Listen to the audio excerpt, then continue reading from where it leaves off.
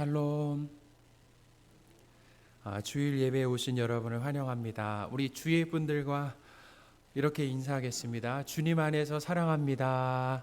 주님 안에서 사랑합니다. 주님 안에서 사랑합니다. 주님 안에서 사랑합니다. 우리 주께와 엎드려 찬양하겠습니다.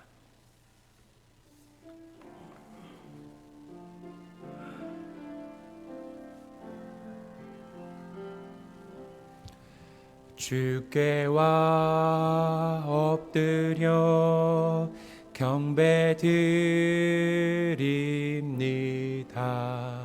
주 계신 곳엔 기쁨 가득 무엇과도 누구와도 바꿀 수 없네. 예배드림이 기쁨 됩니다. 주께와 엎드려 경배드립니다. 주 계신 곳엔 기쁨 가득 무엇과도 누구와도 바꿀 수 없네. 예배드림이 기쁨 됩니다.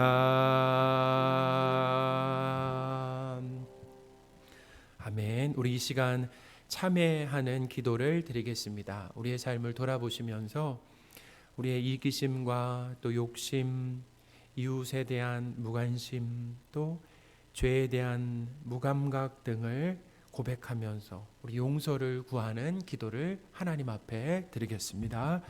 하나님, 이 시간 하나님 앞에 참회의 기도를 드릴 수 있는 기회를 우리에게 주셨습니다. 하나님, 우리의 삶을 돌아봅니다. 하나님, 알게 모르게 또 생각과 말과 행동으로 지은 죄가 있음을 주님 앞에 고백합니다. 하나님의 마음을 아프게 하고 사람들에게 상처를 주었던 우리의 삶인 것을 주님 앞에 고백합니다. 주님, 죄에 민감하게 하여 주옵소서. 주님, 용서하여 주십시오. 하나님, 죄를 더 미워하며 멀리하는 우리의 삶이 되기를 간절히 소원합니다. 하나님, 죄에 빠져 사는 것이 아니라 주님과 동행하며 주의 말씀에 순종하는 우리의 삶이 되게 하여 주옵소서. 아버지, 용서하여 주옵소서. 하나님, 우리의 죄를 용서해 주셔서 감사드립니다. 예수님의 십자가 공로를 의지하여 하나님 앞에 나아갑니다. 예배를 통해 하나님을 만나고 하나님을 높이고 은혜를 받는 시간이 되게 하옵소서. 우리 주 예수 그리스도의 이름으로 기도드립니다. 아멘.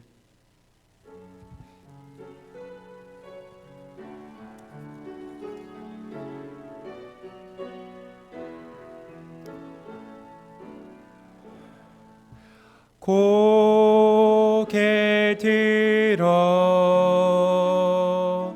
주를 맞이해 엎드려 경배하며 찬양. 왕의 위엄을 신령과 진정한 찬양으로 영광 돌려 만왕의 왕께. 사도신경으로 우리가 믿는 삼위일체 하나님에 대한 믿음을 고백하겠습니다. 전능하사 천지를 만드신 하나님 아버지를 믿사오며 그 외아들 우리 주 예수 그리스도를 믿사오니 이내 성령으로 잉태하사 동정녀 마리아에게 나시고 본디오 빌라도에게 고난을 받으사 십자가에 못 박혀 죽으시고 장사한 지 사흘 만에 죽은 자 가운데서 다시 살아나시며 하늘에 오르사 전능하신 하나님 우편에 앉아 계시다가 저리로서 산자와 죽은 자를 심판하러 오시리라. 성령을 믿사오며 거룩한 공회와 성도가 서로 교통하는 것과 죄를 사하여 주시는 것과 몸이 다시 사는 것과 영원히 사는 것을 믿사옵나이다. 아멘. 우리 자리에 앉아 주시기 바랍니다. 찬송가 21장입니다.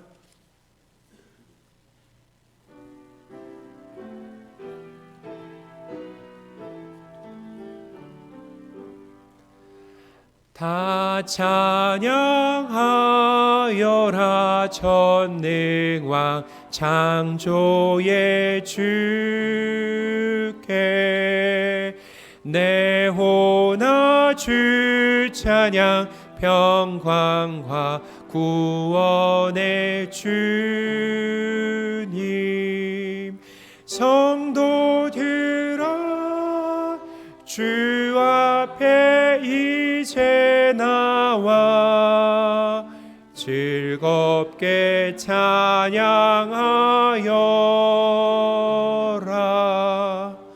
다 찬양하여라 놀라운 만유의 주께 포근한 날개 및 늘 품어주시는 주님 성도들아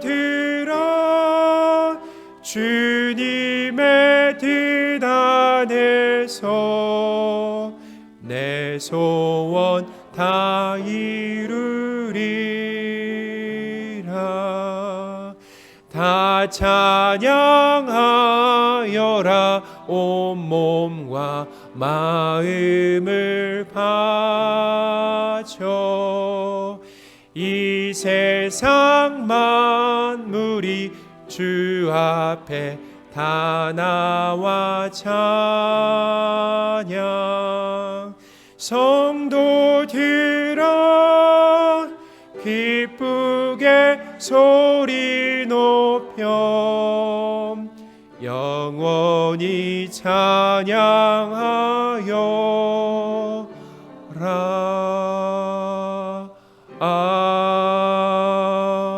아멘. 양재영 장로님 기도하겠습니다.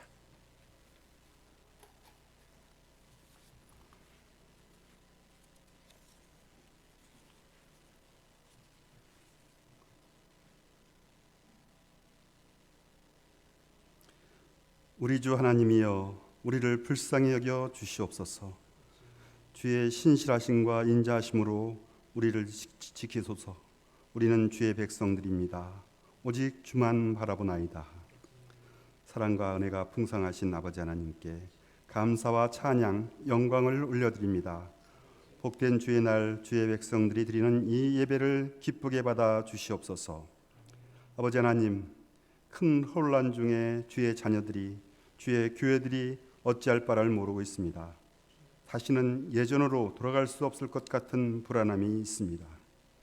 코로나는 교회 주변에서 더 확산되고 장마와 홍수마저 전국을 혼란에 빠뜨리고 있습니다. 잠시 동안 참아내기만 하면 다시 원래대로 돌아갈 것이라는 생각들이 헛된 것임을 알게 됩니다. 세상은 핑계를 찾고 분풀이를 하듯 교회를 향하여 비난하고 책임을 묻기까지 합니다.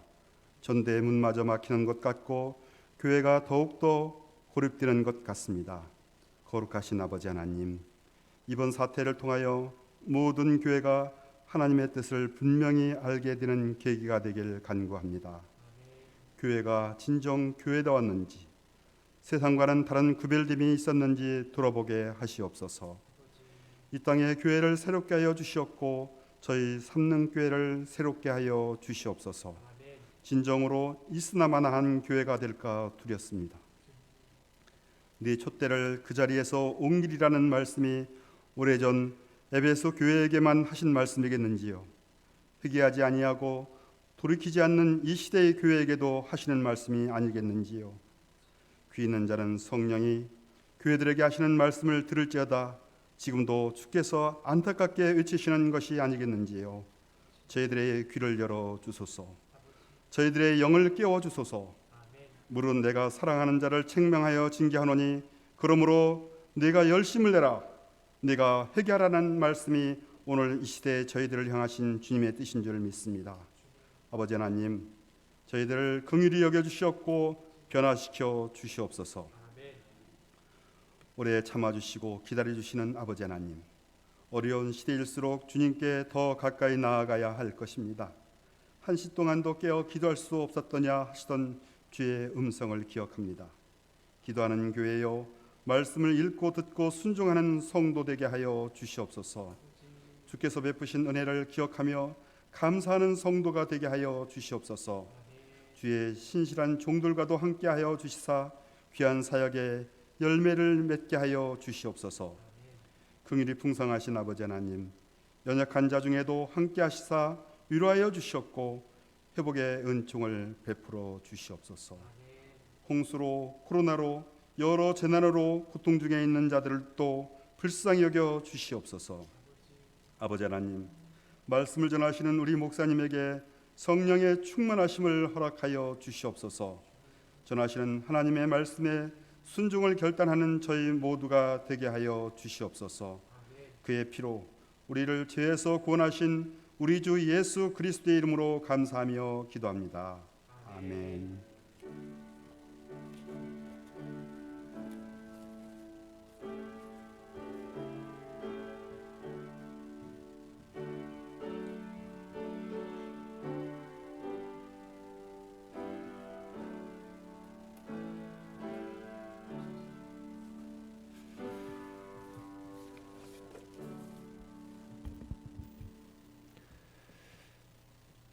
살아계신 하나님의 말씀, 요한복음 1장 45절에서 51절 말씀입니다.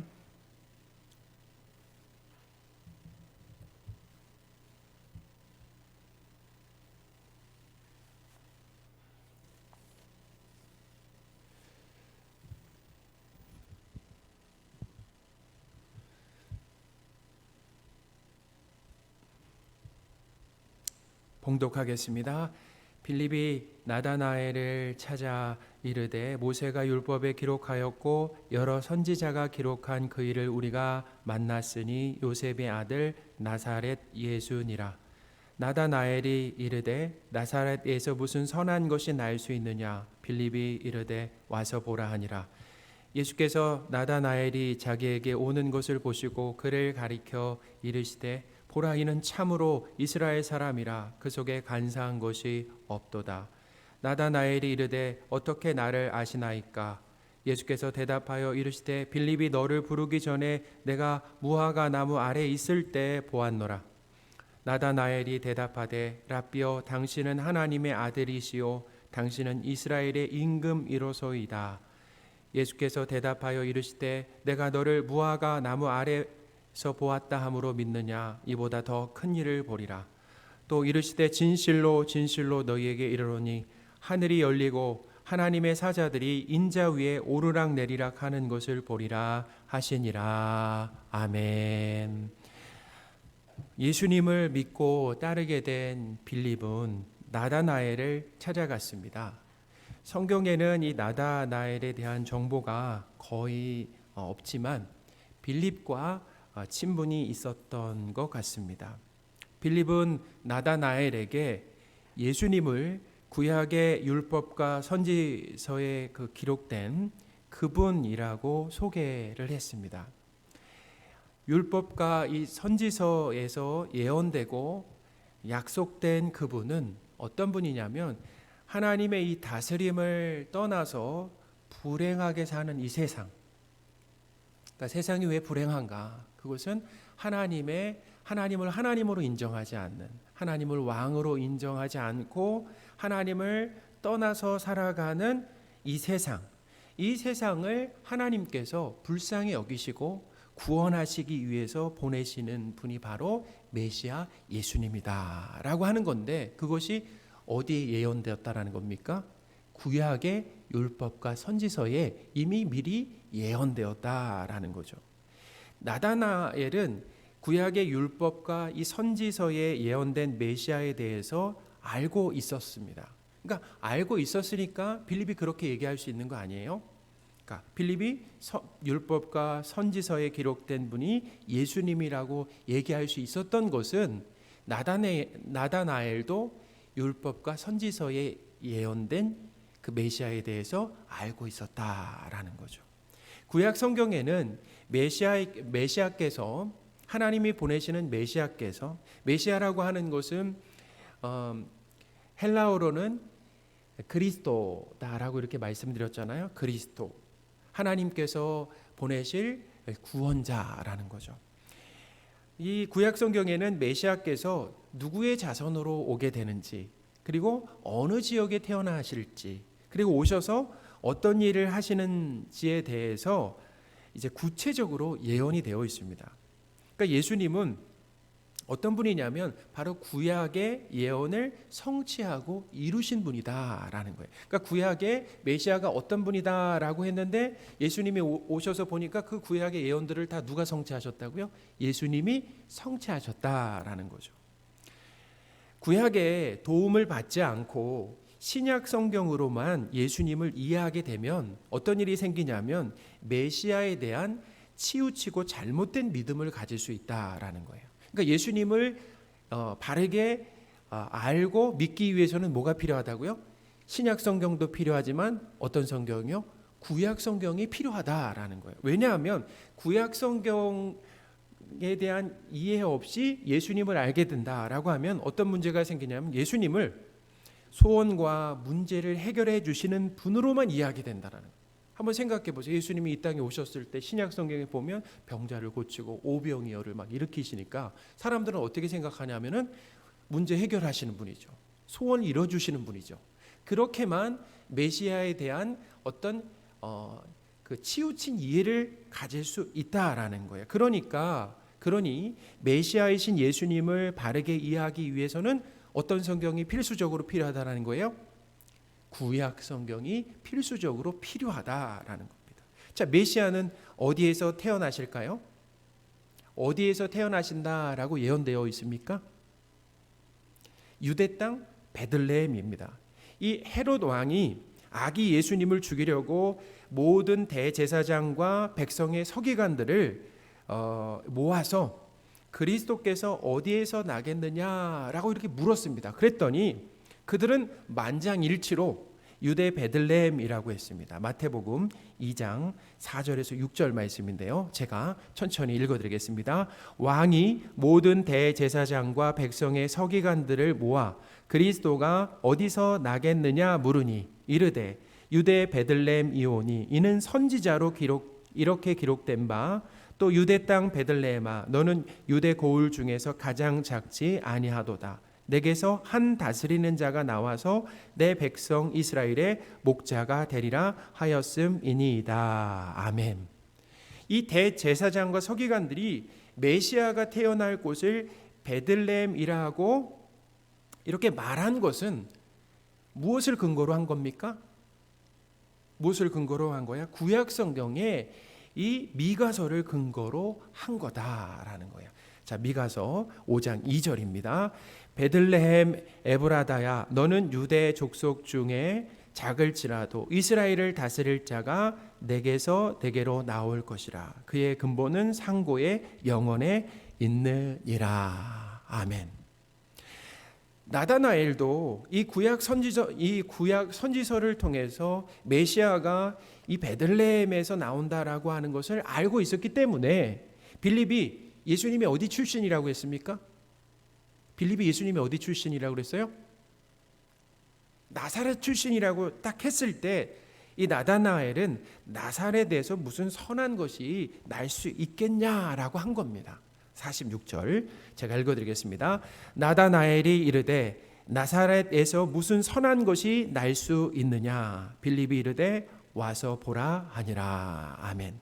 나다나엘이 작고 가난한 동네인 이 나사렛을 무시했다라기보다는 우리가 이런 거 있잖아요. 개천에서 용이 나겠느냐 하는 것처럼 이 나사렛을 무시했다라고 보기보다는 메시아는 나사렛에서 나오지 않는다라고 하는 의미가 거기에 담겨 있다라는 거예요. 그러니까 나다나엘은 이 구역의 율법과 선지서에 대해서 알았다라고요, 몰랐다라고요? 알았다라는 거죠. 근데 메시아이신 그 예수님은 우리가 잘 아는 것처럼, 우리는 아는 것처럼 어디에서 태어나셨습니까? 베들레헴에서 태어나셨잖아요. 근데 자라기는 어디서 자라셨습니까? 나사렛에서 자라신 거죠. 그러니까 이 나다나엘은 그런 세세한 배경까지는 이제 아마 알지 못했던 것 같습니다. 빌립은 더 이상 설명하지 않고 뭐라고 했냐면 와 보라라고 했습니다. 그러니까 말로 설명하는 것보다는 직접 예수님을 만나면 이제 믿게 될 것이다라고 하는 어떤 그런 확신이 있었던 것 같아요. 확신에 찬 이 빌립의 말에 나다나엘은 예수님께 갔습니다. 예수님은 이 나다나엘이 자기에게 오는 것을 보시고 나다나엘에게 이렇게 얘기했어요. 참으로 이스라엘 사람이라고 말씀하시면서 그 속에 뭐가 없다라고 하셨습니까? 간사가 없다라고 이렇게 얘기하셨어요. 47절입니다. 우리 같이 한번 읽어보겠습니다. 시작.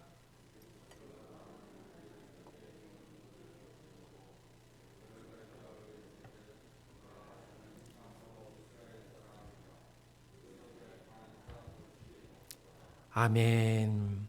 간사한 것이 없다라고 하는 것은 거짓이 없다라는 거예요. 자, 누구에게 얘기했다고요? 예수님이 나다나엘에게 얘기하신 겁니다. 사람이 사람에게 얘기한 것이 아니라. 자, 거짓이 없는 사람이 어디 있겠습니까?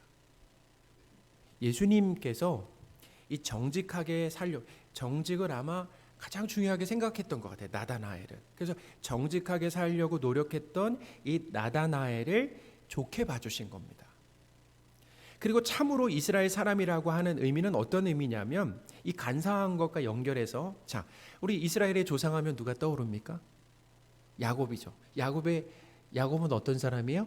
바로 간사한 사람이었잖아요. 간사한 사람. 그러니까 야곱과 비교해서 이 나다나엘은 참으로 이스라엘이다라고 하는 뜻이에요. 그러니까 야곱은 탐욕적이고 그리고 간사한 사람이었는데 나다나엘은 간사한 것이 없다라고 하는 의미에서 참 이스라엘 사람이다라는 겁니다. 이 나다나엘은 예수님의 평가에 놀랐어요. 왜냐하면 생각해 보세요. 우리가 만약에 내가 내 삶에 가장 중요하게 생각하는 걸 정직으로 생각해서 내가 막 정직하려고 막 노력하는데 예수님이 간사함이 없다라고 이렇게 얘기하면 놀라지 않겠습니까? 나다나엘은 예수님의 평가에 놀라면서 어떻게 나를 아느냐라고 했습니다. 안다라는 거죠. 어떻게 나를 아느냐? 처음 봤는데 어떻게 나를 아느냐라고 질문했습니다.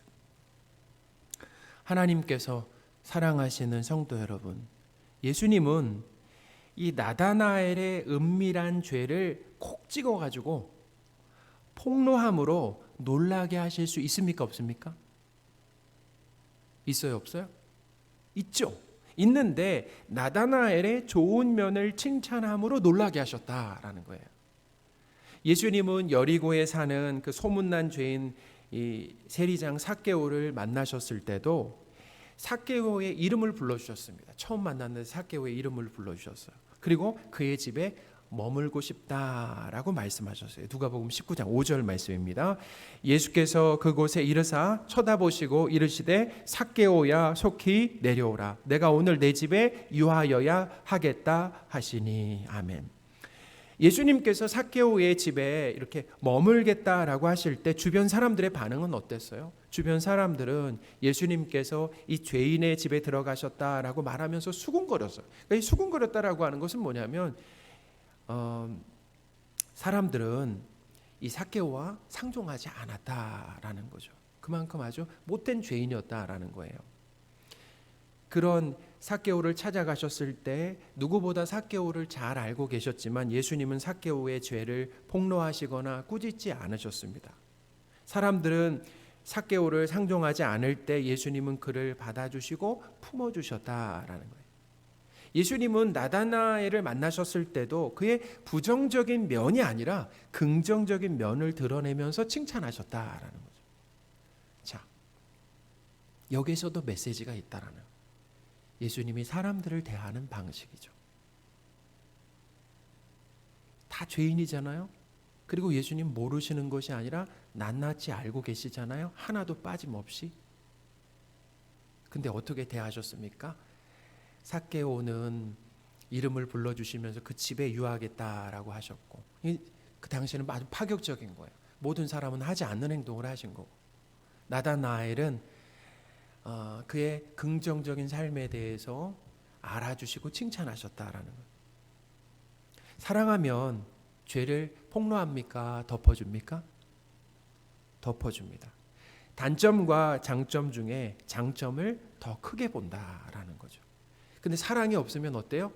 죄를 폭로하고 단점만 지적하게 된다라는 겁니다. 예수님은 나다나엘의 죄를 폭로하시면서 창피를 주는 방법으로 예수님이 누구다, 하나님이다라는 걸 알린 것이 아니에요.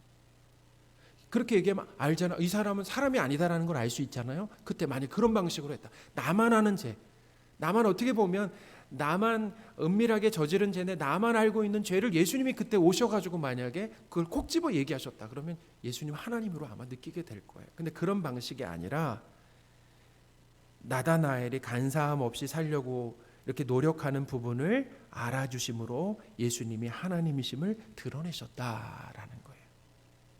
나다나엘을 사랑하신 거죠.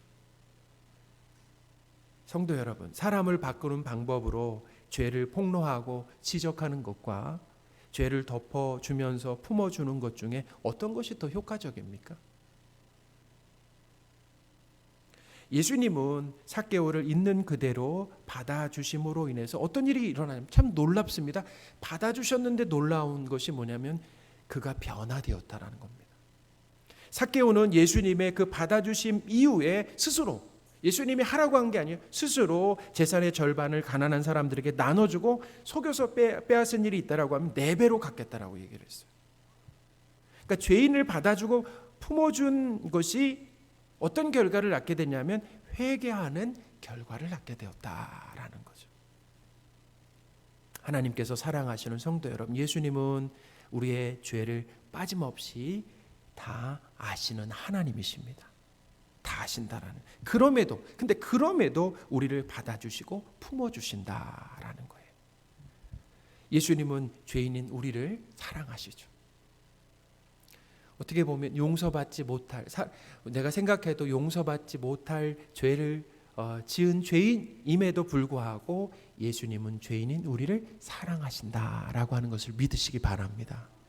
죄인인 우리를 어떻게 하십니까? 받아주시고 품어주심으로 변화시키신다라는 거죠. 이것이 예수님의 방법이다. 사람은 절대 따라할 수가 없어요. 사람은 절대로 따라할 수가 없다라는 거죠. 빅토르 위고가 1862년대 쓴 레미제라블이라고 하는 소설이 있습니다. 장발장, 우리가 잘 아는 장발장 이야기죠.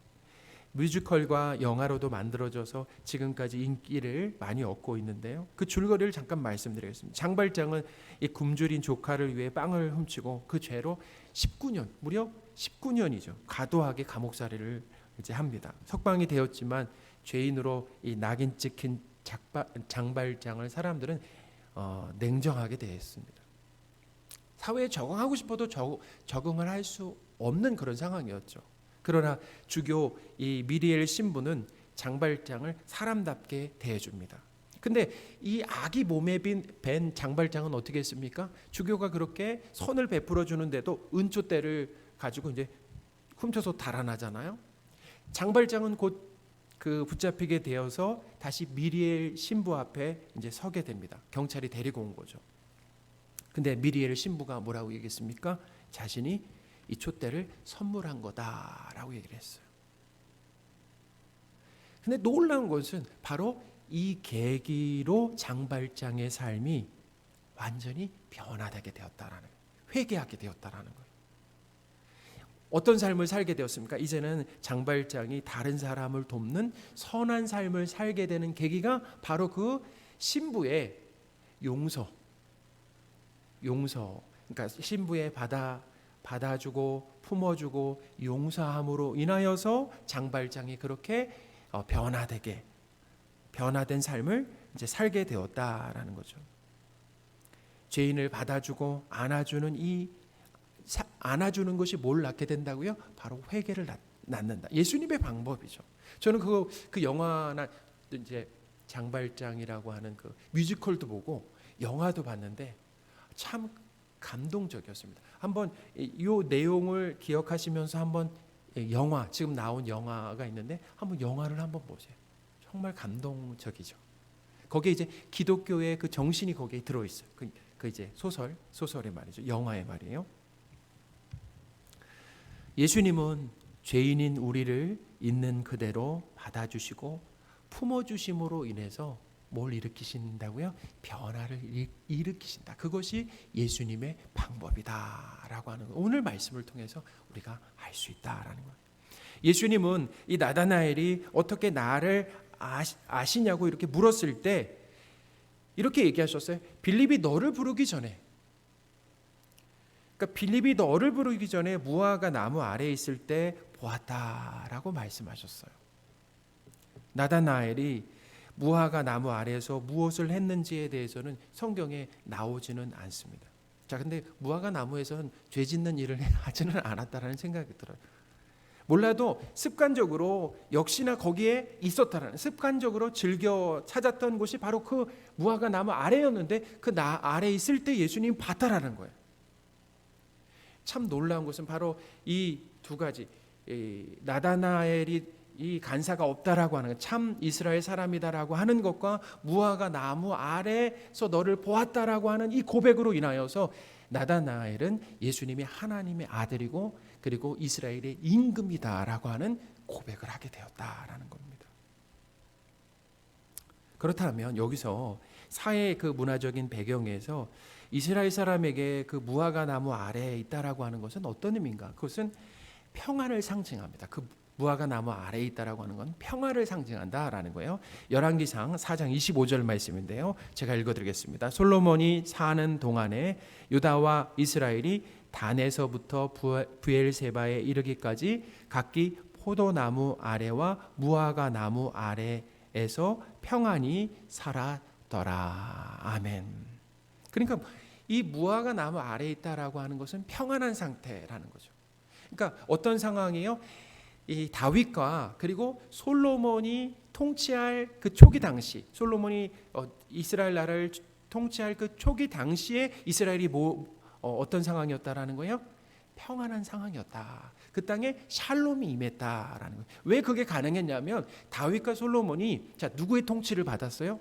자기가 이스라엘의 왕이었지만, 그러니까 이스라엘의 진짜 왕인 하나님의 통치를 받는 왕으로, 하나님의 통치를 받는 왕으로서의 사역을 했기 때문에 그 나라가 뭐예요? 샬롬을 얻게 되었다라는 거죠. 근데 예수님 당시를 보세요. 예수님 지금 이 당시 나다나엘이 무화과 나무 아래에 있을 당시에는 로마의 지배를 받고 있었기 때문에 평화의 시기가 아니에요. 그러니까 나다나엘이 이 무화과 나무 아래에 앉아 있었다라고 하는 것은 어떤 의미가 있을까요? 아마도 이런 거죠. 나다나엘은 무화과 나무 아래에서 이렇게 평안을 갈망하면서 하나님의 말씀을 묵상하고 어떤 기도했던 것이 아닌가라고 하는 생각이 듭니다. 예수님은 나다나엘을 만나기 전에 이미 그의 삶을 주목하셨다라고 하는 것을 알 수 있죠. 빌립이 부르기 전에도, 그러니까 빌립을 통해 누구를 부르신 겁니까? 나다나엘을 부르신 거죠. 그러니까 예수님이 부르신 거죠. 빌립이 나다나엘을 데려간 것이 아니라 빌립을 통해서 예수님이 나다나엘을 부르신 거다라는 거예요. 나다나엘은 예수님을 만나고 대화하면서 예수님이 하나님의 아들과 그리고 이스라엘의 임금임을 믿게 되었습니다. 예수님이 하나님의 아들이다라고 라는 이 고백은 예수님이 사람의 모습을 하고 있지만 하나님이다라고 하는 뜻이 담겨 있는 거죠. 예수님이 하나님이시니까 나다나엘의 그 마음과 삶을 아주 잘 아시는 것이죠. 또한 이스라엘의 그 임금이다라고 고백을 했습니다. 이것은 참 중요하다라는 거예요. 왜냐하면 메시아에 대한 그 예수님에 대한 이해에 있어서 예수님이 이스라엘의 임금이다라고 하는 이 지식이 얼마나 중요한가라고 하는, 구원자로만 여기는 것이 아니라 그 메시아이신 예수님을 왕으로도 여겨야 된다라는 겁니다.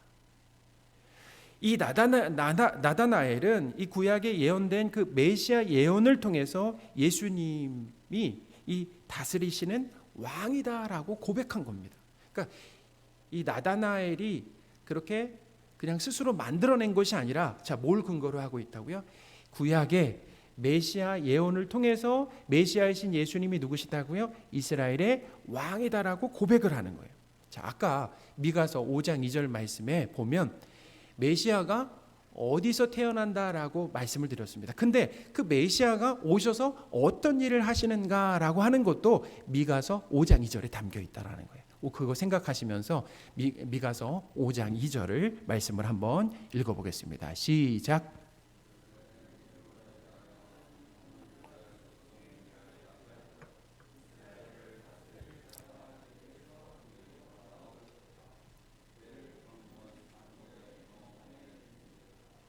아멘. 보세요. 베들레헴에서 태어나는데 이스라엘을 다스리는 자다. 태어나서 뭐 하신다고요? 이스라엘을 다스리신다라는 거죠. 그러니까 메시아이신 예수님은 우리가 생각하는 구원자에 초점을 맞춰져 있는데 그분은 오셔서 어떤 일을 하신다고요? 다스리시는 일을 하신다라는 거죠. 이 나다나엘의 이 고백 이후에 예수님은 이렇게 얘기하셨어요. 그래, 이보다 이제 더 큰 일을 보게 될 것이다 말씀하셨어요. 그러니까 이 나다나엘의 그 고백 있죠. 이 고백을 어떻게 하셨냐면 인정하시면서 이제는 이보다 더 큰 일을 보게 하실 것이다 라고 말씀하셨는데, 그 이제 더 큰 일이 뭐냐면 이렇게 얘기하십니다. 하늘이 열리고 하나님의 사자들이 인자 위에 오르락 내리락 하는 것을 보게 될 거다라고 얘기했습니다. 51절이에요. 우리 한번 51절 말씀을 읽어보겠습니다. 또 이르시되 진실로 진실로 너희에게 이르노니 하늘이 열리고 하나님의 사자들이 인자 위에 오르락 내리락 하는 것을 보리라 하시니라. 아멘. 자, 이 말씀을 잘 생각해 보세요.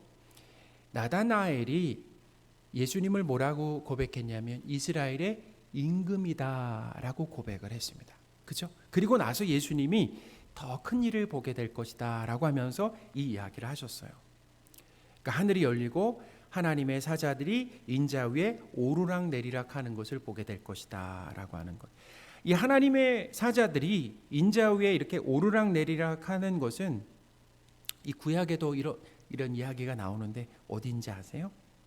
창세기 28장에 보면은 그 야곱의 경험을 배경으로 하고 있다라는 겁니다. 오늘 말씀은 말이죠. 야곱이 그 아버지와 형을 속이면서 이렇게 간사하게 살다가 결국 쫓겨나죠. 쫓겨갈 수밖에 없어요. 그래서 외삼촌 집으로 가는 도중에 길에서 이제 누워서 자다가 꿈에서 뭘 보게 됩니까? 꿈에 이 하늘에 닿은 사닥다리를 보게 되고, 그 사닥다리를 봤는데 이 하나님의 천사들이 어떻게 하고 있어요? 그 사닥다리를 이렇게 오르락 내리락 하고 있었습니다. 그것뿐만 아니에요. 거기에서 여호와 하나님의 그 음성도 들었다라는 겁니다. 이 사실은 그 음성이 중요합니다. 여호와 하나님께서 말씀하신 그 음성의 내용이 무엇인가라고 하는 것. 이거 야곱과 약속하신 건데 그 약속의 내용이 무엇인가라고 하는 것, 창세기 28장 13절에서 15절 말씀인데요. 우리 한번 스크린을 보시고 제가 천천히 한번 읽어드리겠습니다. 또 본즉 여호와께서 그 위에 서서 이르시되 나는 여호와니 너희 조부 아브라함의 하나님이요 이삭의 하나님이라. 내가 누워있는 땅을 내가 너와 내 자손에게 주리니 내 자손이 땅의 티끌같이 되어 내가 서쪽과 동쪽과 북쪽과 남쪽으로 퍼져 나갈 것이며 땅의 모든 족속이 너와 내 자손으로 말미암아 복을 받으리라. 내가 너와 함께 있어 내가 어디로 가든지 너를 지키며 너를 이끌어 이 땅으로 돌아오게 할지라. 내가 내게 허락한 것을 다 이루기까지 너를 떠나지 아니하리라 하신지라. 아멘. 야곱이 꿈에서 본 이 사닥다리 환상의 의미는 뭐냐면 하나님께서 야곱에게 약속한 겁니다. 근데 그 약속은 어디서부터 시작된 약속이에요? 아브라함부터 시작된 아브라함 그리고 이삭과 야곱에게 약속하신 거죠. 땅을 주시고 자손을 주셔서 그 자손을 통해서 어떻게 해요? 모든 족속이 복을 받게 하겠다라고 하는 그 약속을 야곱에게 다시 해주시는 거예요. 그래서 하나님께서는 야곱에게 가나안 땅을 주시고, 지금 그렇게 말씀하시는 겁니까? 가나안 땅을 주시고 땅의 모든 족속이 야곱과 야곱의 자손으로 말미암아 복을 받고 야곱에게 허락한 것을 다 이루기까지 하나님께서 야곱을 떠나지 않겠다라고 약속하신 겁니다. 자, 그러면 여기서 보세요. 요한복음 오늘 1장 51절에 보시면은 야곱 대신 거기 누가 계신 거예요?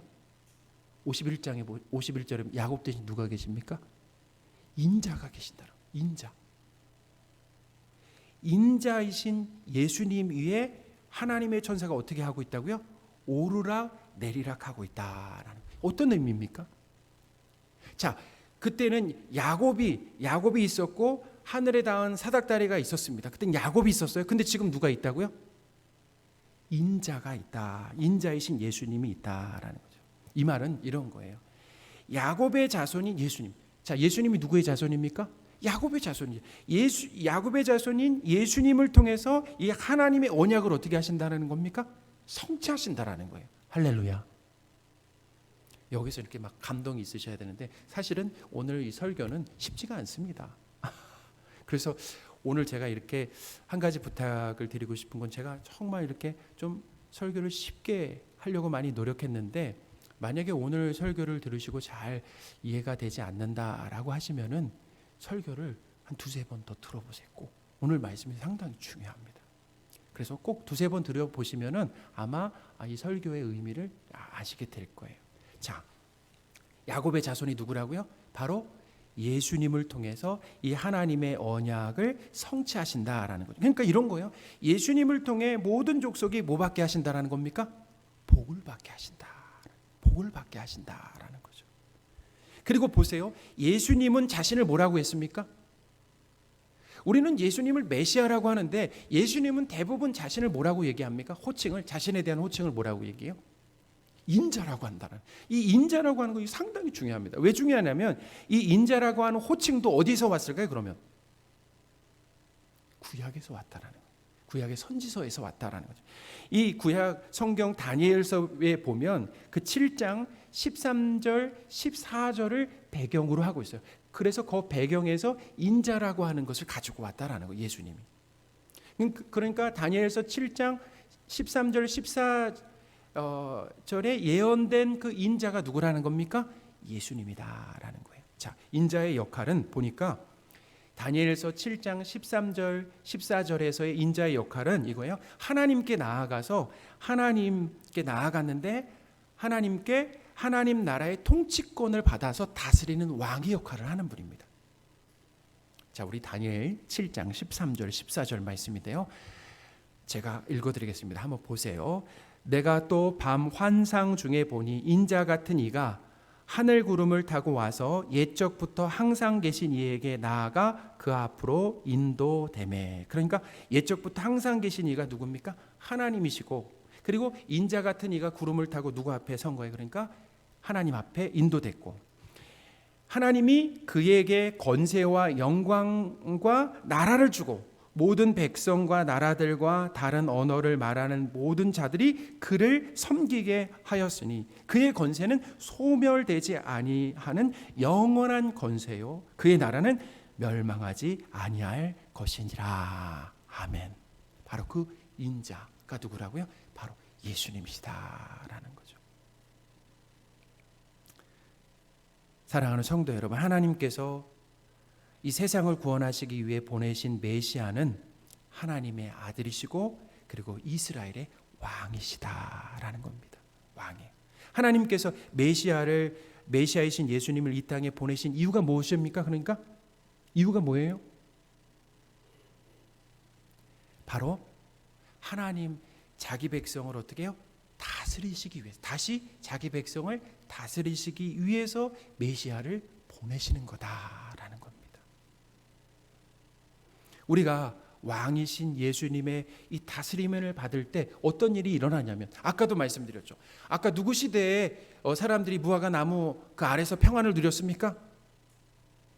이스라엘 역사 가운데 다윗과 솔로몬 초기 통치 때 이스라엘 사람들이 그 부엘세바와 단까지, 그러니까 전체를 얘기하는 거예요. 그 모든 이스라엘 백성들이 평안을 누렸다라는 거예요. 왜 평안을 누렸냐면 그들이 누구 다스림 안에 있었기 때문이라는 겁니까?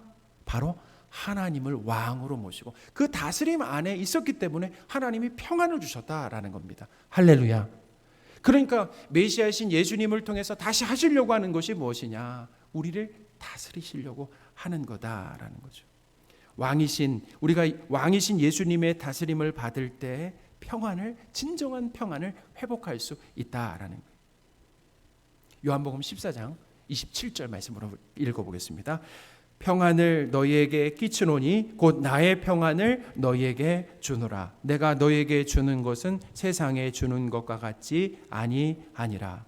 너희는 마음에 근심하지도 말고 두려워하지도 말라. 최근에 우리나라는 평안을 잃어버렸습니다. 집중호우로 인해 막대한 그 인명피해, 재산 피해를 입고 있는 상황입니다.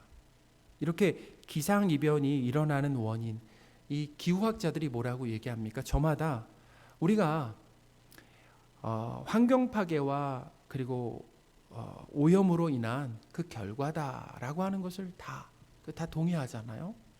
지금 곳곳에 산사태가 일어나는데, 산사태가 일어나는 그 원인 중에 그 중요한 원인 중에 하나가 이 무분별한 그 산림 개발이 원인이다라고. 이거는 그냥 지금 하루 이틀 이야기가 아니라 벌써 오래전부터 이야기를 했어요. 이렇게 산사태가 발생하는 것. 최근에 얼마 전이죠. 몇 년 전에 그 우면산에 있었던 그 산사태도 마찬가지가 그 인재라는 거예요. 인간의 이 탐욕과 욕심으로 하나님께서 주신 이 환경을 관리하지 못한 결과다. 이게 뭐냐면, 이건 어떤 의미냐면은 하나님의 다스림 가운데 살지 않는다라는 겁니다. 우리가 지금 하나님의 다스림을 벗어나서 산다라는 거예요. 그리고 하나님의 다스림이 아니라 뭐의 다스림을 받냐면 우리의 그 이기심과 그 탐욕 가운데 붙들려서 산다라는 겁니다. 그러니까 그 결과는 뭐예요? 행복이 아니라 지금 불행을 우리가 받고 있다. 평안을 잃어버린 삶을 지금 우리가 살고 있다라는 겁니다. 그러니까 이 시대에 지금 오늘 이 메시지가 얼마나 중요한가? 예수님을 누구로 인정하는 겁니까? 왕으로 예수님을 하나님으로 인정하고 예수님을 왕으로 인정하면서 사는 삶이 정말 이 시대에 필요하다는, 이 시대의 메시지죠. 선진국들 최근에 보니까 코로나 백신이 이제 곧 만들어지는데, 안타까운 소식은 그래요. 선진국들이 이미 거의 대부분 선점했다는, 막대한 돈을 주고 이미 다 사놨다는, 자기 나라 그 선진국들이 이제 자기 나라 국민들에게 이제 다 백신을 나눠 준다라고 하는데, 백신 사재기가 일어난 거죠. 가난한 나라는 살 수가 없어요. 순서가 돌아오지 않습니다. 정말 자국 중심으로 움직이는 거죠. 강대한 나라가 어떻게 보면 약소국을 생각해야 되는데 그렇지 않다라는. 우리나라도 보세요. 우리나라도 최근에 이렇게 세입자를 보호하기 위한 부동산법이 통과됐잖아요. 아주 수십 년 만에 이런 법이 만들어졌다라고 합니다. 어떻게 보면 좀 촘촘하게 만들지 못함으로 인하여서 이 법에 대한 허점이 있을 수 있지만, 근데 중요한 건 뭐냐면, 중요한 방향은 약자를 배려한 법이 만들어졌다라는 겁니다. 그렇죠? 그러면 사실은 국민적으로 약자를 이렇게 보호하는 법이 만들어졌기 때문에 특별히 예수님을 믿는 사람들은 환영하고 참 잘했다라고 우리가 박수를 이렇게 보내주고 해야 되는데, 지금은 어떤 일이 또 벌어졌습니까? 어떻게 보면 임대인에게는 조금 불리한 법일 수도 있잖아요. 그런데 안타까운 것은 서로 자기 이익과 권리만 이렇게 주장함으로 인해서 또다시 국민이 이런 상황 가운데 이렇게 양갈래로 분열되는 그런 모습이 이렇게 보여지고 있다라는 거죠. 이거 안타까운 상황이죠. 다 제가 지금 말씀드리는 다 이런 모습들이 뭐냐면은 사람이 하나님의 그 다스림을 떠나서, 그러니까 하나님의 다스림이 무엇입니까? 우리가 그냥 한마디로 말하면 하나님의 사랑, 이웃 사랑 아니겠어요? 하나님 사랑과 이 이웃 사랑을 떠나서 자기중심적인 이기심과 이렇게 탐욕에 붙들려서 살기 때문에, 근데 그런 결과가 평안을 가져오는 것이 아니라 이렇게 모두가 불행해지는 일들이 벌어진다는 겁니다.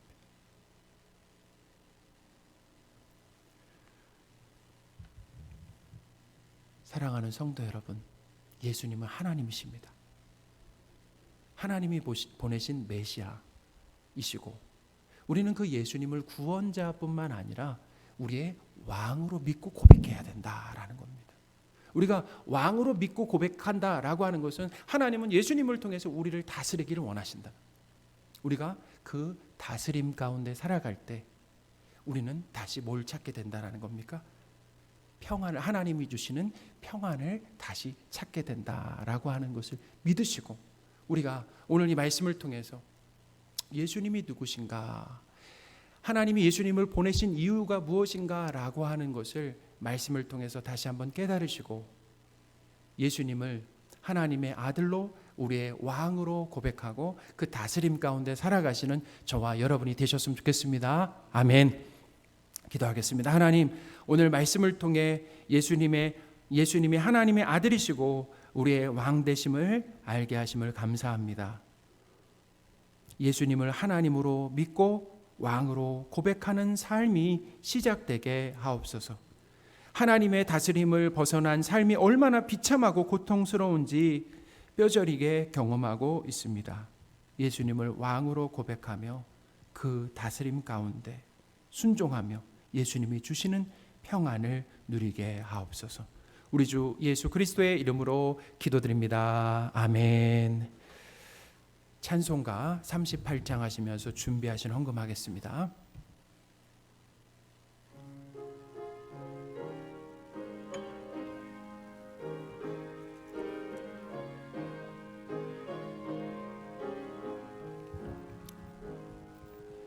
예수 우리 왕이여, 이곳에 오소서. 우리가 왕께 드리는 영광을 받아 주소서. 우리는 주님의 백성, 주님은 우리 왕이라. 왕이신 예수님 오셔서 자정하사 다스리소서. 예수 우리 주시여, 이곳에 오셔서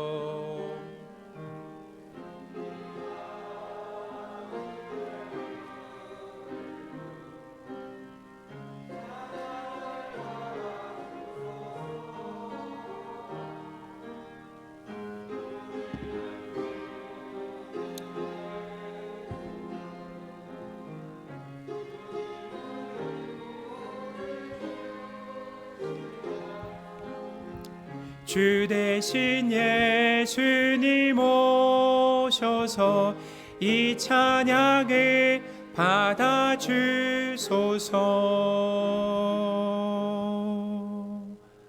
아멘. 기도하겠습니다. 하나님께서 우리의 왕이시라는 고백으로 헌금을 드렸습니다. 우리 삶에 왕이신 하나님의 그 보호하심이 있음을 고백하며 하나님을 찬양합니다. 이번 한 주도 왕이신 하나님의 그 보호하심과 공급하심을 경험하게 하옵소서. 우리 주 예수 그리스도의 이름으로 기도드립니다. 아멘. 우리 기쁨으로 서로 인사하겠습니다. 예수님은 우리 왕이십니다. 예수님은 우리의 왕이십니다. 예수님은 우리의 왕이십니다. 우리 2020년 표를 같이 한번 읽어보겠습니다. 말씀을 읽고 듣고 지키라. 아멘. 우리 다시 한번 하겠습니다. 말씀을 읽고 듣고 지키라. 아멘. 이번 주 암송 구절을 우리 주보 있죠? 주보? 우리 이번 주 암송 구절 나와 있는데요. 사무엘상 15장 22절 여기 나와 있습니다. 우리 한번 암송 구절을 같이 한번 읽어보겠습니다. 아주 유명한 구절이죠. 한번 읽어보겠습니다. 사무엘이 이르되 여호와께서 번제와 다른 제사를 그의 목소리를 청종하는 것을 좋아하심 같이 좋아하시겠나이까. 순종이 제사보다 낫고 듣는 것이 수양의 기름보다 나으니. 아멘. 이번 한 주간도 이 말씀을 암송하시면서 은혜 많이 받으시기 바랍니다. 이번 주 우리 한번 말씀 사랑온도 한번 볼까요? 말씀 사랑온도. 예. 자, 하나님의 은혜로 또 1도가 이렇게 올랐습니다. 그래서 성경 읽기에 계속해서 힘써 주시기를 바랍니다. 지금 일독하시려고 하면은 어디 읽어야 되나? 예레미야 10장 전으로 읽고 계시면은 일독하실 수 있습니다. 지금 구약이죠. 예레미야 10장 전후로 읽으시면은 일독하실 수 있다라고 하는 거. 그리고 지금부터도 시작하시면은 이런 거예요. 만약에 내가 이번에 일독이 어렵겠다라고 하면은 신약 성경이라도 그러니까 신약 성경을 일독하시는 거죠. 신약 성경만. 아니면 내가 구약 성경만이라도. 그래서 목표를 좀 낮춰서.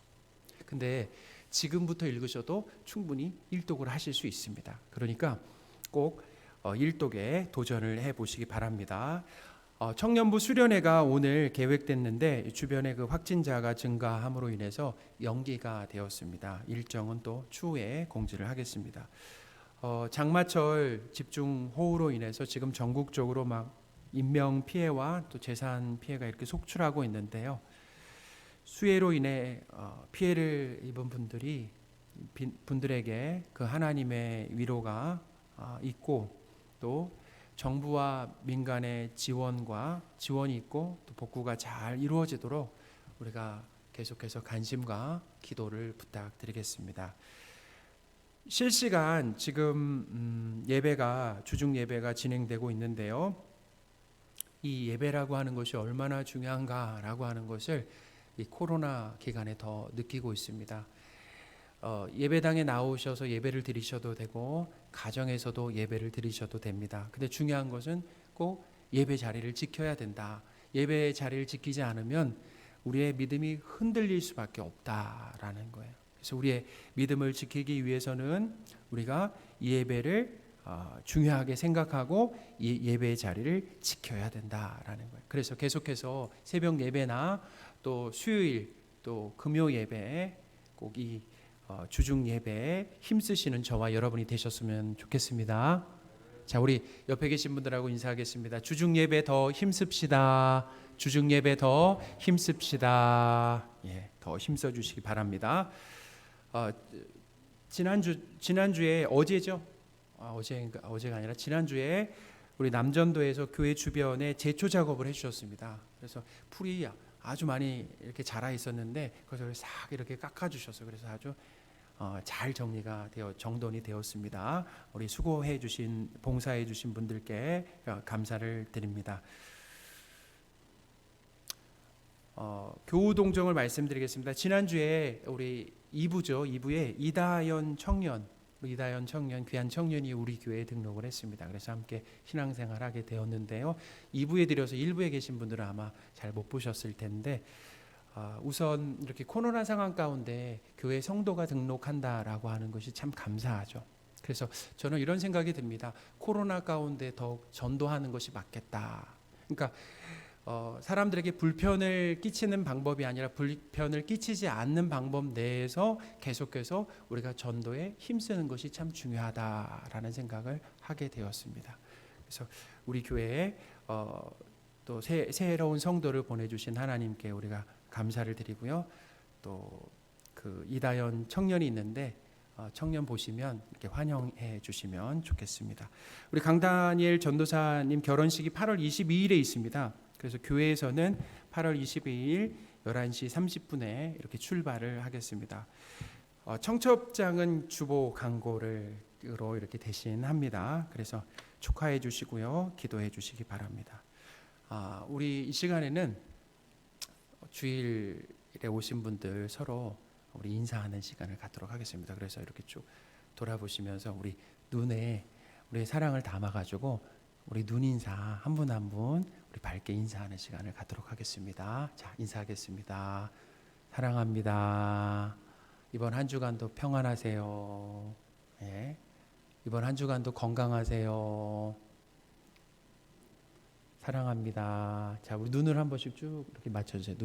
눈을 좀 사랑합니다. 사랑합니다. 네, 사랑합니다.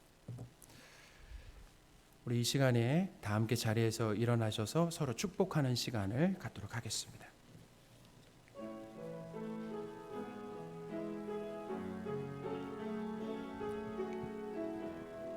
평화, 평화, 하나님의 평강이 당신의 삶에 넘쳐나기를. 평화, 하나님의 평강이 당신의 삶에 가득하기를 축복합니다. 다시 한번 우리 주위를 돌아보면서 마음대 축복하겠습니다. 하나님의 평강이 당신의 삶에 넘쳐나기를. 평화, 하나님의 평강이 당신의 삶에 가득하기를 축복합니다. 축도하겠습니다. 우리 주 예수 그리스도의 은혜와 하나님의 크신 사랑과 성령님의 늘 함께하심이 주일 예배를 드리고 세상으로 돌아가 예수님을 우리의 왕으로 고백하며 그 다스림 가운데 순종하길 원하는 모든 성도들 위해 그 가정과 또 학업과 일터 위에 지금부터 영원토록 함께 계실지어다. 아멘.